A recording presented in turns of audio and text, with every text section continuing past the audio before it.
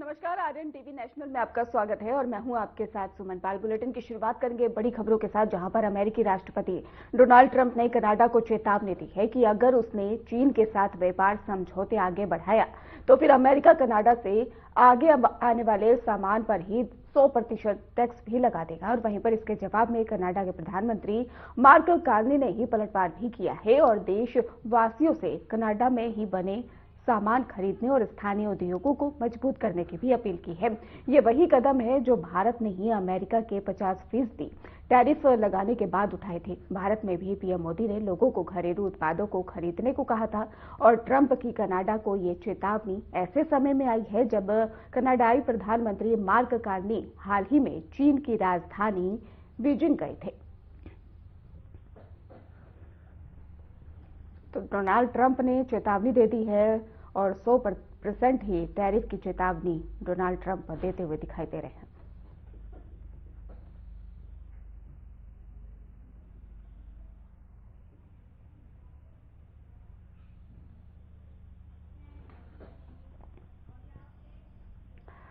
राष्ट्रपति द्रौपदी मुर्मू ने कहा है कि आज के मतदाता सिर्फ चुनाव में हिस्सा नहीं लेते बल्कि देश के भविष्य को ही आकार देने वाले भी हैं।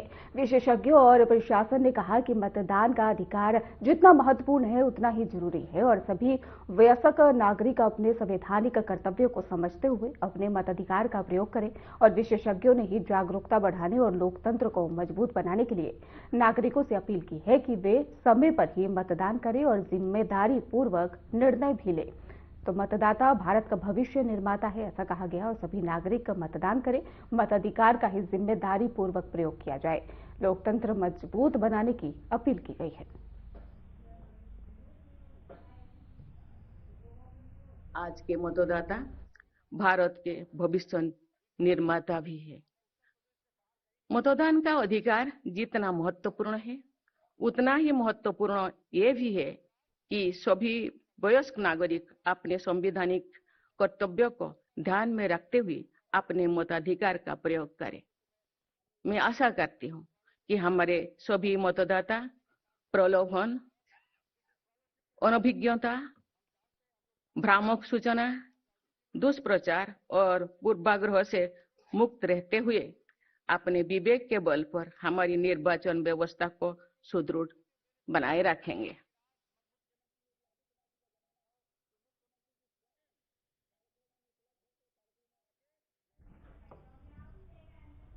मन की बात की 130वीं कड़ी में प्रधानमंत्री नरेंद्र मोदी ने कहा कि पर्यावरण संरक्षण के बड़े बदलाव अक्सर छोटे कदमों से शुरू होते हैं। पश्चिम बंगाल के कूच बिहार के बेनोय दास जी का प्रयास इसका उदाहरण है और इसके साथ ही उन्होंने हजारों पेड़ अकेले लगाए, ऐसा कहा और पौधों की देखभाल और खर्च खुद उठाया। स्थानीय लोगों और छात्रों और नगर निकायों के साथ मिलकर जिले में हरियाली बढ़ाई।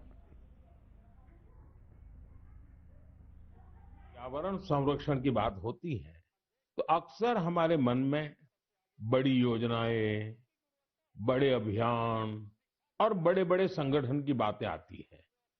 लेकिन कई बार बदलाव की शुरुआत बहुत साधारण तरीके से होती है। एक व्यक्ति से, एक इलाके से, एक कदम से और लगातार की गई छोटी-छोटी कोशिशों से भी बड़े बदलाव आते हैं। पश्चिम बंगाल के कूच बिहार के रहने वाले बेनोय दास जी का प्रयास इसी का उदाहरण है। पिछले कई वर्षों से उन्होंने अपने जिले को हरा भरा बनाने का काम अकेले दम पर किया है। बेनोय दास जी ने हजारों पेड़ लगाए हैं। कई बार पौधे खरीदने से लेकर उन्हें लगाने और देखभाल करने के सारा खर्च खुद ने उठाया है। जहां जरूरत पड़ी वहां स्थानीय लोगों, छात्रों और नगर निकायों के साथ मिलकर काम किया।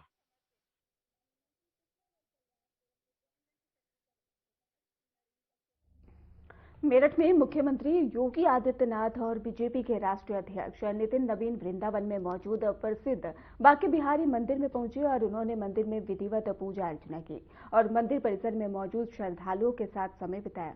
दोनों नेताओं ने मंदिर की परंपराओं का सम्मान करते हुए भगवान बांके बिहारी के प्रति अपनी भक्ति व्यक्त की है। इस अवसर पर मंदिर में ही विशेष सजावट की गई थी और पूजा की धार्मिक रीतियों का पालन किया गया। श्रद्धालु उत्साहपूर्वक इस अवसर में ही शामिल हुए और नेताओं के दर्शन करने के लिए बड़ी संख्या में लोग मौजूद रहे।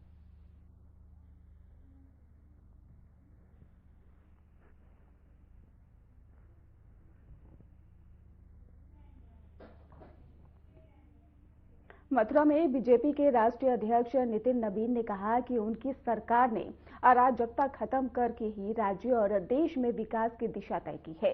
उन्होंने कहा कि अगर बिहार में कभी जंगल राज था तो उत्तर प्रदेश में भी पहले अराजकता की सरकार थी, जिसे उनकी सरकार ने समाप्त किया है। नितिन ने यह भी बताया है कि देश में 3 बार बीजेपी की सरकार बनी और इसका पूरा श्रेय पार्टी कार्यकर्ताओं को जाता है। उन्होंने ये भी कहा कि उनकी सरकार ने सनातन परंपराओं और संस्कृति को बढ़ावा दिया है। उनका कहना था कि उत्तर भारत के सभी राज्य अब विकास की ओर बढ़ रहे हैं।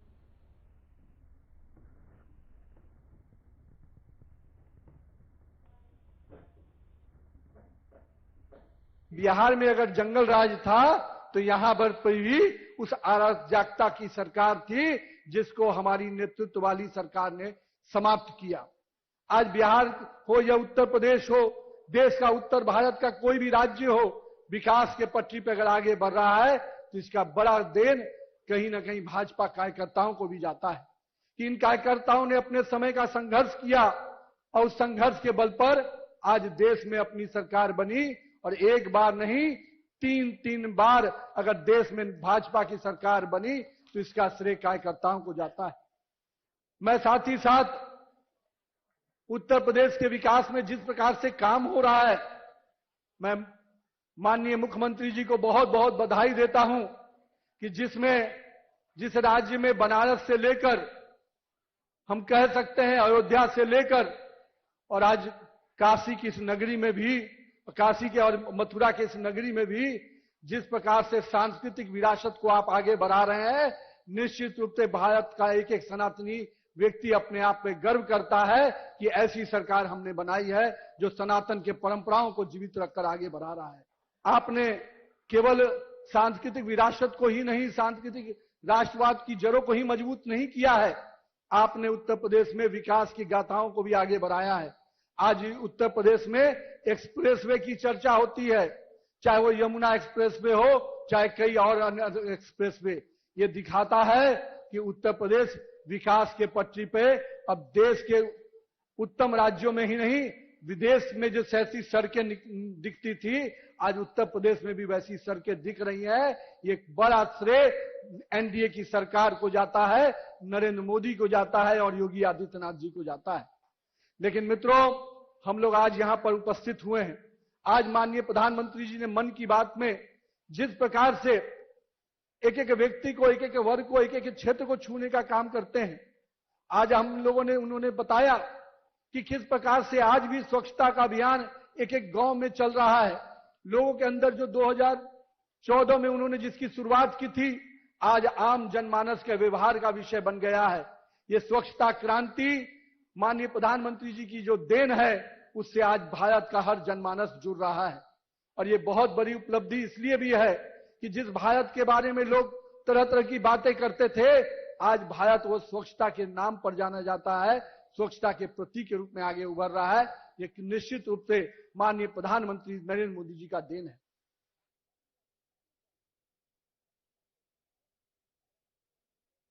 मथुरा में सीएम योगी योगी ने मन की बात सुनी है और इसके साथ ही आपको बता दें कि मन की बात का ही 130वां एपिसोड सुना है। आपको ये भी जानकारी दे दें कि बीजेपी अध्यक्ष नितिन नवीन भी साथ में मौजूद रहे हैं।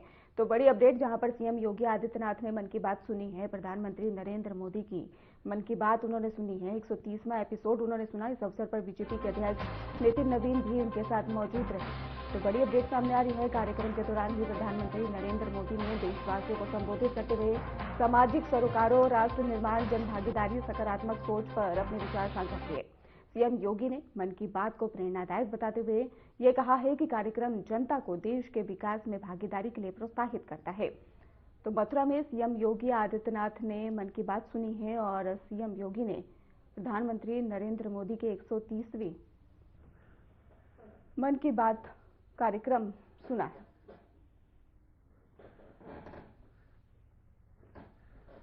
आपको बता दें कि मथुरा में ही सीएम योगी आदित्यनाथ ने मन की बात कार्यक्रम सुना है।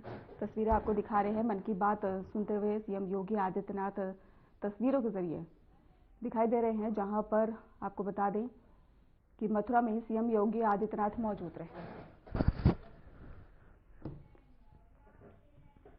मथुरा में मुख्यमंत्री योगी आदित्यनाथ ने एक जनसभा को संबोधित किया। उन्होंने कहा कि बीजेपी के नए राष्ट्रीय अध्यक्ष नितिन नवीन का ये उत्तर प्रदेश में पहला आगमन है और सीएम योगी ने नितिन नवीन को युवा ऊर्जा का प्रतीक बताया और कहा कि उनके आगमन से पार्टी कार्यकर्ताओं में उत्साह और जोश बढ़ा है। उन्होंने कहा कि कार्यकर्ताओं के लिए ये गर्व और सौभाग्य की बात है कि वे अपने राष्ट्रीय अध्यक्ष का स्वागत कर सके। उनका सबसे पहले आप सभी कार्यकर्ताओं की ओर से हृदय से स्वागत करता हूं, अभिनंदन करता हूं। आज के स्वागत समारोह कार्यक्रम में उपस्थित भारतीय जनता पार्टी के प्रदेश के अध्यक्ष केंद्रीय मंत्री श्री पंकज चौधरी जी, राष्ट्रीय महामंत्री श्री दुष्यंत गौतम जी, क्षेत्रीय अध्यक्ष श्री दुर्गजय सिंह साक्य जी, प्रदेश उपाध्यक्ष श्री संतोष सिंह जी, जिला प्रभारी अशोक कटारिया जी, भारतीय जनता पार्टी के जिला के अध्यक्ष श्री निर्मल पांडे जी, महानगर अध्यक्ष हरिशंकर राजू यादव जी, उत्तर प्रदेश सरकार में मंत्रिमंडल के मेरे वरिष्ठ सहयोगीगण चौधरी लक्ष्मी नारायण जी, प्रभारी मंत्री श्री संदीप सिंह जी, महापौर श्री विनोद अग्रवाल जी, विधायक मथुरा श्री श्रीकांत शर्मा जी, विधायक गोवर्धन ठाकुर मेघनाथ सिंह जी, माननीय सांसद चौधरी तेजवीर सिंह जी, जिला पंचायत अध्यक्ष चौधरी किशन सिंह जी, विधान परिषद सदस्य ठाकुर ओम प्रकाश सिंह जी, माननीय विधायक श्री राजेश चौधरी जी, माननीय विधायक श्री पूरण प्रकाश जी, आज के इस कार्यक्रम में उपस्थित अक्षय पात्र वृंदावन चंद्रोदय मंदिर के अध्यक्ष श्री चंचला पतिदास जी, अनंत वीरदास जी, केवल्य पतिदास जी और कृष्ण दास जी, आज के इस कार्यक्रम में उपस्थित भारतीय जनता पार्टी के हमारे सभी पदाधिकारीगण और उपस्थित सभी बहन और भाइयों, भारतीय जनता पार्टी के राष्ट्रीय अध्यक्ष के रूप में निर्वाचन होने के उपरांत माननीय राष्ट्रीय अध्यक्ष जी का उत्तर प्रदेश में प्रथम आगमन है और वह भी उनका आगमन योगेश्वर श्री कृष्ण की इस लीला भूमि वृंदावन से प्रारंभ हुआ है। मैं इस अवसर पर उत्तर प्रदेश के सभी कार्यकर्ताओं की ओर से, उत्तर प्रदेश की जनता जनार्दन की ओर से उनका हृदय से स्वागत करता हूं, अभिनंदन करता हूं। बहन और भाइयों, हमारे राष्ट्रीय अध्यक्ष श्री नितिन नवीन जी एक युवा ऊर्जा के प्रतीक हैं। 5 बार बिहार विधानसभा में पाटलिपुत्र से विधायक के रूप में आप अपनी सेवाएं दे रहे हैं। भारतीय जनता पार्टी के संगठन के भी विभिन्न पदों का आपने ईमानदारी पूर्वक निर्वहन करने के उपरांत अब आदरणीय प्रधानमंत्री जी की प्रेरणा से, उनके मार्गदर्शन में भारतीय जनता पार्टी ने श्री नितिन नवीन जी को अपने राष्ट्रीय अध्यक्ष के रूप में ये नया दायित्व दिया है और उस नए दायित्व के उपरांत आज उनका ये प्रथम आगमन योगेश्वर श्री कृष्ण की इस पावन धरा पर हुआ है। बहनों और भाइयों, ये हम सब के लिए अत्यंत आह्लादकारी क्षण है जब यहां के कार्यकर्ताओं को यह सौभाग्य प्राप्त हुआ है कि वे अपने राष्ट्रीय अध्यक्ष जी का यहां पर स्वागत कर सकें, अभिनंदन कर सकें।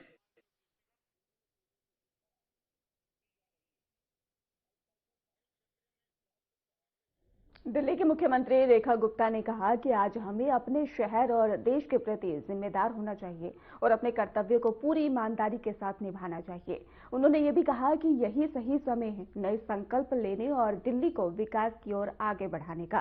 तो मुख्यमंत्री रेखा गुप्ता ने संकल्प लिया है और दिल्ली में ध्वज फहराया, गणतंत्र दिवस पर संदेश दिया, नई पहल का आह्वान किया, विकास के लिए प्रेरणा बताया।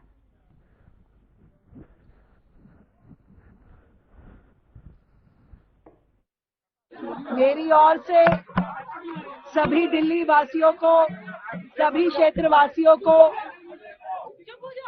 गणतंत्र दिवस की बहुत ढेर सारी बधाई, शुभकामनाएं। आज के दिन हम ये संकल्प के लें कि हम अपने इस शहर के लिए, अपने देश के लिए अपने इस कर्तव्य का निर्वहन करें जिसमें विकसित भारत, विकसित दिल्ली को गति मिले। हमारा ये शहर बेहतर हो, सुंदर हो, विकसित हो, हरा भरा हो। इसके लिए आज से संकल्पबद्ध होकर के हम आगे बढ़े और अपने शहर को आगे लेके जाए।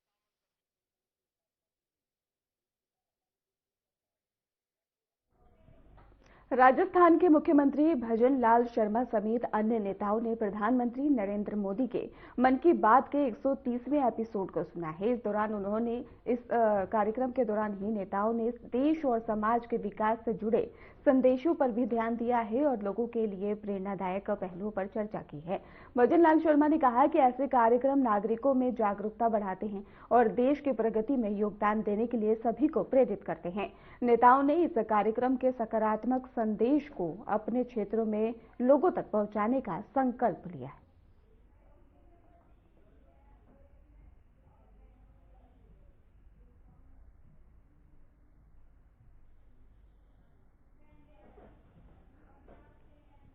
उत्तराखंड के मुख्यमंत्री पुष्कर सिंह धामी ने परेड ग्राउंड में मौजूद दून लाइब्रेरी में प्रधानमंत्री नरेंद्र मोदी के मन की बात के 130वें एपिसोड को सुना और मुख्यमंत्री ने कार्यक्रम के दौरान ही देश और समाज के विकास से जुड़े संदेशों पर ध्यान दिया।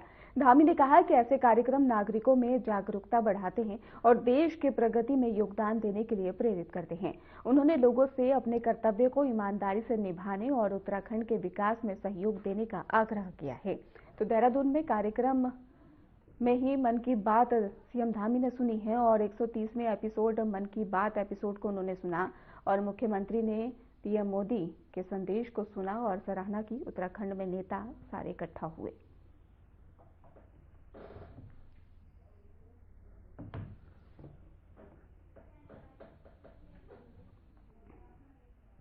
छत्तीसगढ़ के मुख्यमंत्री विष्णुदेव समेत अन्य नेता प्रधानमंत्री नरेंद्र मोदी के मन की बात के 130वें एपिसोड को सुनने के लिए इकट्ठे हुए। कार्यक्रम के दौरान ही नेताओं ने प्रधानमंत्री के देश और समाज के विकास से जुड़े संदेशों पर ध्यान दिया। विष्णुदेव साई ने कहा कि ऐसे कार्यक्रम नागरिकों में जागरूकता बढ़ाते हैं और समाज में ही सकारात्मक बदलाव लाने के लिए प्रेरित करते हैं। इसके साथ ही नेताओं ने संदेशों को अपने क्षेत्रों में लोगों तक पहुंचाने का भी संकल्प लिया।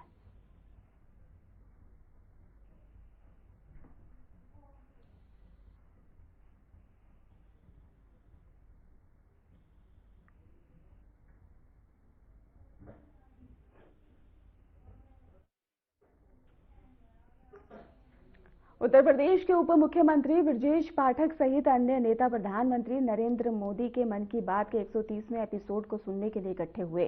कार्यक्रम के दौरान ही नेताओं ने देश और समाज के विकास से जुड़े संदेशों पर ध्यान दिया। ब्रजेश पाठक ने कहा कि ऐसे कार्यक्रम नागरिकों में जागरूकता बढ़ाते हैं और समाज में ही सकारात्मक बदलाव लाने के लिए प्रेरित करते हैं। नेताओं ने संदेशों को ही अपने क्षेत्रों में लोगों तक पहुंचाने का संकल्प लिया है।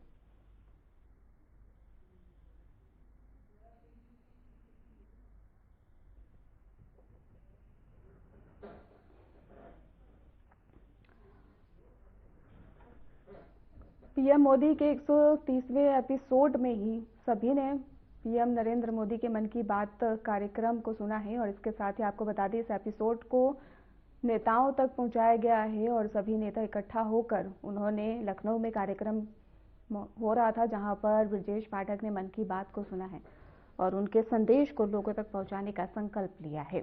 तो आपको बता दें सकारात्मक बदलाव लाने के लिए प्रेरित करते हैं, ऐसा कहा गया। उनकी मन की बात पीएम मोदी के कार्यक्रम नागरिकों में जागरूकता बढ़ाते हैं, ऐसा कहा गया। ब्रजेश पाठक ने यह भी कहा कि ऐसे कार्यक्रम नागरिकों में ही जागरूकता बढ़ाते हैं, समाज में सकारात्मक बदलाव लाने के लिए प्रेरित करते हैं और इसके साथ ही समाज के विकास से जुड़े संदेशों पर भी ध्यान दिया गया और 130वें एपिसोड को सुनने के लिए सभी कार्यकर्ता मौजूद रहे। कार्यक्रम के दौरान नेताओं ने देश और समाज के विकास से जुड़े संदेशों पर ध्यान दिया है और इसके साथ ही आपको बता दें कि उत्तर प्रदेश के उप मुख्यमंत्री ब्रजेश पाठक सहित अन्य नेता प्रधानमंत्री नरेंद्र मोदी के मन की बात कार्यक्रम में मौजूद रहे और बहुत ही ध्यान से कार्यक्रम में शामिल हुए और मन की बात को सुना। तो नेताओं ने पीएम मोदी का संदेश सुना है और ब्रजेश पाठक सहित अन्य कार्यकर्ता भी इस दौरान मौजूद रहे लखनऊ में और मन की बात कार्यक्रम का संदेश लोगों तक पहुंचाने का प्रयास किया। माघ मेले के दौरान अचला सप्तमी के पवित्र अवसर पर ही बड़ी संख्या में श्रद्धालु त्रिवेणी संगम घाट पहुंचे और श्रद्धालु शुद्ध स्नान और धार्मिक अनुष्ठान करने के लिए सुबह से ही घाटों पर जुटे हुए थे। आपको बता दें कि स्थानीय प्रशासन ने भी सुरक्षा और भीड़ प्रबंधन के लिए विशेष इंतजाम किए हैं। घाटों पर पुलिस, होमगार्ड, नागरिक स्वयंसेवक और आपको बताएं कि श्रद्धालु आसानी से स्नान कर सके इसकी तैनाती भी वहां पर सुरक्षा व्यवस्था देखी गई है। प्रधानमंत्री भीड़ सके इसकी भी तैनाती की गई है और श्रद्धालु आसानी से स्नान कर सके इस पर भी रखा गया है नजर।